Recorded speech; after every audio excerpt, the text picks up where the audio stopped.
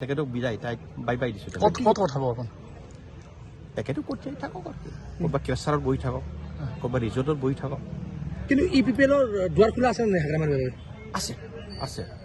আমি আজিৰ দিনটোত যদি হাগ্ৰামা মহিলা ডাঙৰীয়া দেৱে যি হৈছে আমি BTC উন্নত কৰাৰ কাৰণে আমি এক শক্তিশালী আঞ্চলিক দল গঠন কৰাৰ কাৰণে তেখেতে যদি BPF বাদ দি পেলাই আমাৰ ইফালে যোগদান কৰে কি পদবীত দিব? সেইটো পিছৰ কথা।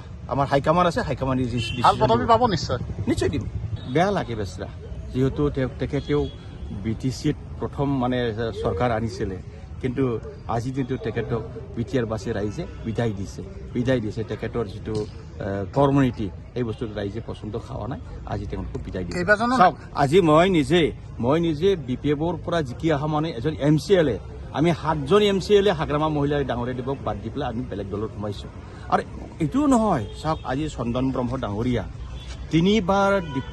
তিনিবাৰ কেবিনেট মিনিষ্টাৰ, এবাৰ ডেপুটি চিফ আৰু ছিক্ৰেটাৰিজ, আৰু খাম্পা বৰগোহাঞি 3বাৰ ডেপুটি চিফ। তেওঁলোকৰ নিচিনা ডাঙৰ নেতাসকলে আজি হাগ্ৰামা মহিলাৰ ডাঙৰীয়া দেৱক এৰি আহিছে।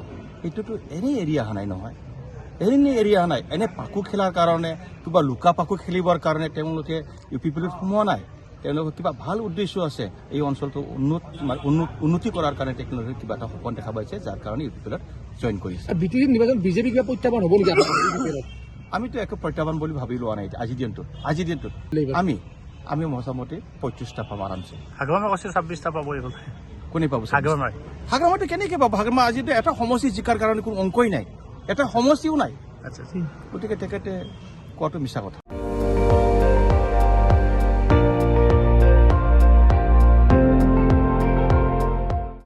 আপুনি চাই আছে ND24, সৰ্বশ্ৰেষ্ঠ নহয় সৰ্বোত্তমৰ দৌৰত।